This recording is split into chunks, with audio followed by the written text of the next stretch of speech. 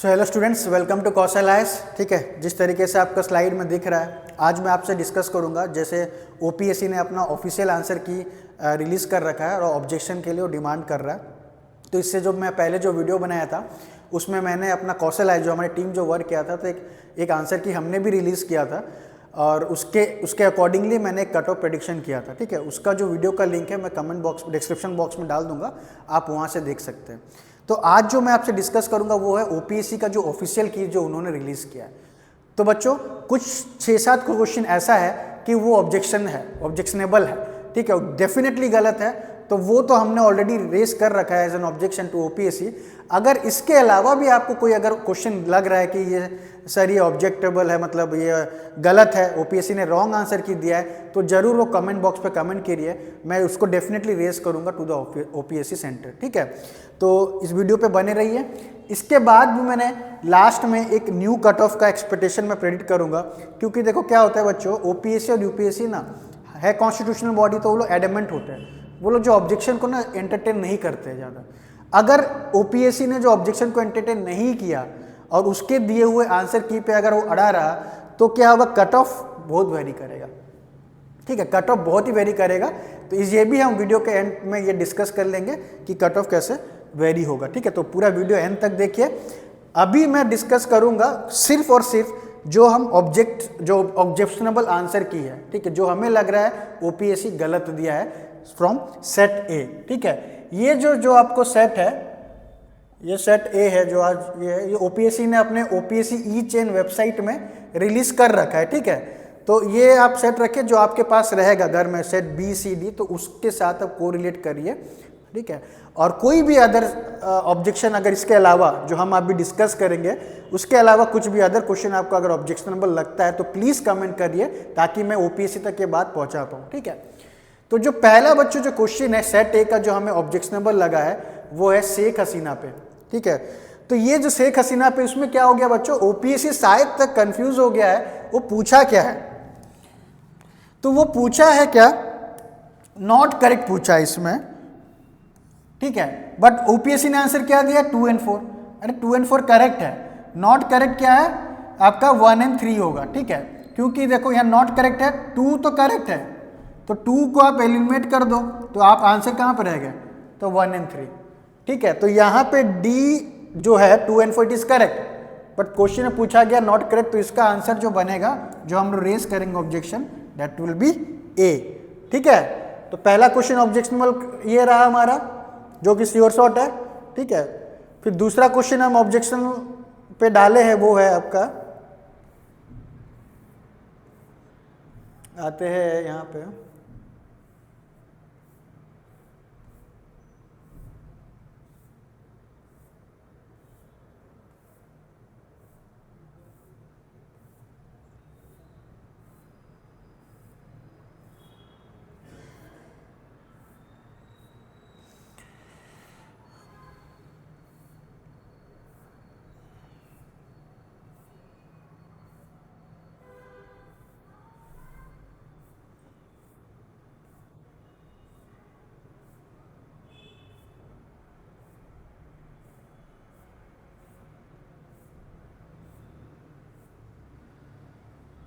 ये वाला, which of the following statement are not correct. ठीक है, ये वाला थोड़ा ऑब्जेक्शनेबल लग रहा है हमें।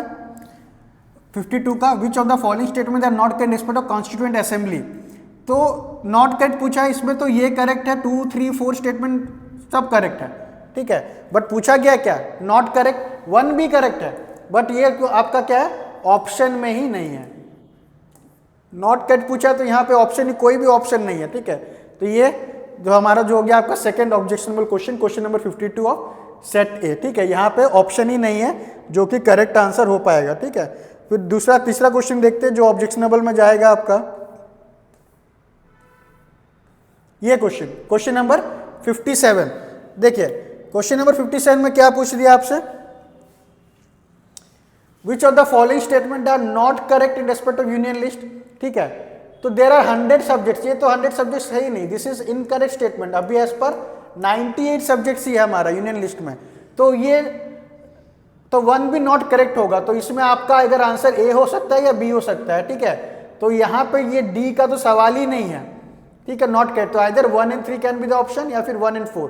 As per this 1 and 4 can should be the right answer, ठीक है। 1 and 3 should be the right answer. ए इसका आंसर होना चाहिए। ये डी तो कभी नहीं होगा क्योंकि यूनियन लिस्ट में 100 सब्जेक्ट्स है नहीं, 98 सब्जेक्ट्स है, ठीक है। Then this is the next objectionable question, ठीक है, यूनियन लिस्ट पे जो पूछा है। फिर कमिंग टू नेक्स्ट, इसके बाद कौन सा बच्चों ऑब्जेक्शनेबल है?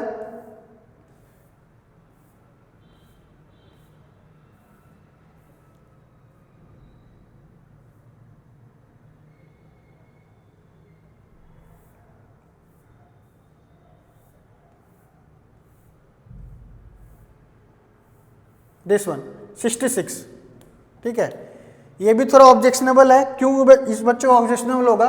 विच of the following is necessary for the pressure group. तो बहुत जगह ये लार्ज नंबर ऑफ मेंबर्स भी दिया गया है, मनी एक्सपर्ट, ये एक्चुअली सारा ही नेसेसरी कंडीशन है, ठीक है। बट इसमें से बेस्ट ओपीएससी क्यों इसको चूज किया, उसके पास कुछ आंसर नहीं है। इसमें भी ऑल ऑफ द अबव होना चाहिए आंसर, बट ए और सी मोस्ट प्रोबेबल होगा। तो ठीक है, तो यहाँ पे भी ओपीएससी को दो ऑप्शन कंसीडर करना चाहिए, ठीक है। Question number 66 that is pressure group के लिए भी उसको 2 आंसर कंसीडर करना पड़ेगा, ए और सी, ठीक है। उसके बाद आते हैं आपका नेक्स्ट ऑब्जेक्शनेबल क्वेश्चन में।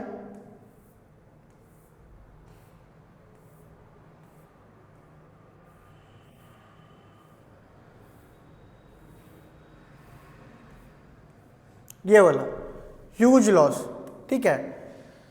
तो अगेन इसमें there is a huge loss of valuable nutrients and fertility India, what are reason for it. देखो यहाँ पे पहले क्वेश्चन फ्रेमिंग में ही गलत कर रहा है, व्हाट आर, ठीक है। तो व्हाट आर में क्या होगा, 2 ऑप्शन होना चाहिए, आइदर ए एंड बी है। तो यहाँ पे एज पर ह्यूज लॉस कब हो रहा है बच्चों आपका, जब सॉइल इरोजन में ऑब्वियसली सबसे ज्यादा ह्यूज लॉस होगा। और आर पूछा है तो इसको एक ऑप्शन ऐड करना चाहिए था सी में, for example A and B कर देना चाहिए था, बट उन्होंने किया नहीं है, वो बी को लेके चल रहा है, ठीक है। तो इसमें क्वेश्चन फ्रेमिंग में गलती है। प्लस अगर इनमें से अगर सबसे ज्यादा पूछा जाएगा न्यूट्रिएंट लॉस कब होता है तो सॉइल इरोजन में होगा, ठीक है। तो this is also an objectionable question बच्चों।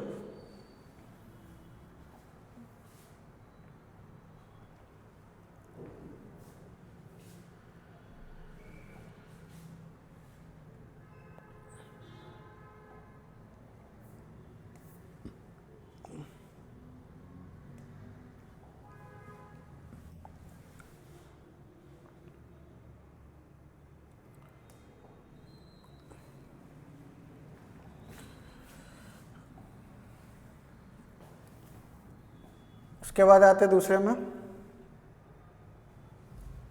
ठीक है। 78 हम डिस्कस कर लिया। अगेन देन नेक्स्ट जो ऑब्जेक्शनेबल आपका आएगा क्वेश्चन वो है दिस 83 बच्चों क्या ऑब्जेक्शनेबल होगा? यहां पे जो अटल भूजल योजना पे कहा था, इसका आंसर डी है, ऑल ऑफ द अबव होगा। जो अटल भूजल योजना it is under the sub scheme of national ground water management improvement scheme, ठीक है। एनजीएमआई के अंदर ये स्कीम है अटल भूजल योजना, ठीक है। तो this question is also objectionable. वो ओपीएससी ने सी दिया है बट इसका आंसर होगा आपका डी, ठीक है। दूसरा ऑब्जेक्शनेबल क्वेश्चन आपका देखते हैं, दिस अगेन 85। इसका भी ऑब्जेक्शनेबल ये बन रहा है क्योंकि change in sex ratio at birth, ऐसा तो कुछ कंडीशन मैंने आज तक सुना नहीं, ना देखा है, ऐसा है ही नहीं, हो ही नहीं सकता। इसका आंसर होना चाहिए आपका बी 1 and 2। डी नहीं हो सकता क्योंकि change in sex ratio at birth ऐसा कुछ नहीं है जो related to low sex ratio है, ठीक है। तो again this is quite unexpected from OPSC, ठीक है। Moving back to another question which can be objected, this question number 90, ठीक है। क्वेश्चन नंबर 90 अगेन ओपीएससी भी दिया, इसका आंसर होगा both 1 and 2। This was statement what is definitely correct, ठीक है। इसका आंसर भी आपका होगा both 1 and 2 for the meteorological drought is based on the impact of rainfall deficit on water supply, this is very true। वो 2 only क्यों दिया है, this is as an objectional, ठीक है। फिर आते हैं दूसरे में, और मतलब नेक्स्ट ऑब्जेक्शन में क्या आ रहा है, दिस बायोटिक पोटेंशियल। तो इसका भी बच्चों आपको 2 आंसर हो सकता है, आइदर बायोटिक पोटेंशियल भी है, बहुत जगह एब्सोल्यूट नेटिलिटी भी दिया गया एज पर द गवर्नमेंट, एक बहुत ही बड़ा एनजीओ का है जो ट्रस्टेड फॉरेन गवर्नमेंट का। तो एब्सोल्यूट नेटिलिटी का भी डेफिनेशन नहीं है, the ability of population to increase under ideal condition, absolute natality भी। तो सी एंड डी इसमें भी दो आंसर आपका बन सकता है, बट ओपीएससी ने आपका सी कंसिडर किया है, ठीक है। This is again an objectionable answer की। And the last not but the least 97 में आते हैं, तो इसमें आपका ऑब्वियसली जो मेटल एक्सपेंड होगा, ठीक है, द स्क्वायर शेप्ड होल वाला क्वेश्चन में द शीट इज हीटेड, ये तो बिल्कुल नहीं होगा, the sheet should cool by 100 degree Celsius, ठीक है, this will be the answer, ये तो बिल्कुल भी आंसर नहीं होगा, the sheet should be cooled by 100 degree Celsius. तो इस क्वेश्चन का भी ऑब्जेक्शन हमने रेज कर रखा है, क्वेश्चन नंबर 97 का। एंड अगेन क्वेश्चन नंबर 98 का भी ऑब्जेक्शन रेज कर रखा है, सुपर कंडक्टर का कभी नहीं हो सकता कि वो लीस्ट कंडक्टर थर्मल कंडक्टिविटी होगा उसका, ठीक है, सुपर कंडक्टर का कभी भी आंसर नहीं बन पाएगा। अगर हो सकता है तो बी एंड डी में बच्चे लोग एक कोई आंसर होगा, ठीक है, आइदर सेमीकंडक्टर या एलॉय, बी और डी में super conductor will never be the answer, ठीक है। तो इसमें भी ये ऑब्जेक्शनेबल आपका एक बन रहा है, ठीक है।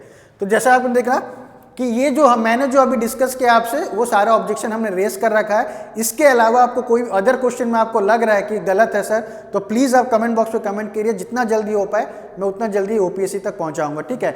और जैसा मैंने कहा था कि अगर ओपीएससी अगर नहीं मानता है, ठीक है, ओपीएससी अगर नहीं मानता है कि नहीं मैं ऑब्जेक्शन नहीं, जो वो सारे बच्चों लोग का ऑब्जेक्शन एंटरटेन नहीं करेगा, तो जो न्यू कट ऑफ है, जो मैंने प्रीवियस जो मैंने कट ऑफ जो आपको बोला था,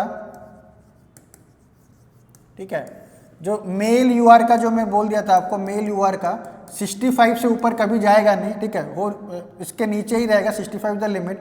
अगर ओपीएससी, ठीक है, अगर ये जो एंटरटेन नहीं करता है ऑब्जेक्शन, तो न्यू कट ऑफ बच्चों कितना जाएगा आपको, अराउंड 50 से ऊपर कभी नहीं जाएगा, ठीक है, फॉर मेल यूआर 50 के ऊपर जाएगा नहीं अगर ओपीएससी ऑब्जेक्शन को एंटरटेन नहीं करता है। क्योंकि बहुत सारे बच्चों ने कमेंट किया है जिनका ओपीएससी का जो आंसर की से अगर वो कंपेयर कर रहे हैं, तो जिनका 90 आ रहा था उनका गिर के 70 आ रहा है, ठीक है, जिनका 80 आ रहा था उनका गिर के 60 आ रहा है। तो 20 मतलब 10 क्वेश्चन का डिफरेंस आ जा रहा है, ठीक है, मिनिमम 20 मार्क का डिफरेंस है, ठीक है। और एक क्वेश्चन पे आप कितना लूज कर रहे हैं, 2.66 मार्क लूज कर रहे हैं, तो बहुत ज़्यादा डिफरेंस आ जा रहा है, ठीक है। तो ये जो मैंने पहले जो प्रेडिक्ट किया था कि अगर जो एज पर हमारा जो कौशल का जो कट ऑफ था हम प्रेडिक्ट कर रहे हैं 65, but new cut off age पर ओपीएससी, ठीक है, एज पर ओपीएससी आंसर की अगर ये होगा तो ये होगा आपका मेल 50 से ज़्यादा जाएगा नहीं, क्योंकि 15-20 का डिफरेंस हम देख ही रहे इसमें, ठीक है। क्योंकि जो भी है, बहुत बच्चों ने कमेंट किया कि सर मेरा 80 आ रहा था आपके देख के, ओपीएससी का मैंने देखा तो 60 होगा, तो होगा ही बच्चों, क्योंकि 10 क्वेश्चन तो ऐसे ही है, 7-8 क्वेश्चन तो हमने ऑब्जेक्ट कर रखा है, और ये ऑब्जेक्शन धीरे धीरे हमारे पास आ रहे हैं। तो जितना जल्दी हो पाए ऑब्जेक्शन रेज करिए, कमेंट करिए, ठीक है। तो जैसा मैंने कहा कि जितना जल्दी हो मुझे भेजिए आंसर की अपना ऑब्जेक्शन, मैं उसको जरूर पुटअप करूँगा, ठीक है। ठीक है, मिलते हैं फिर नेक्स्ट ब्लॉग में अपना। Okay, thank you.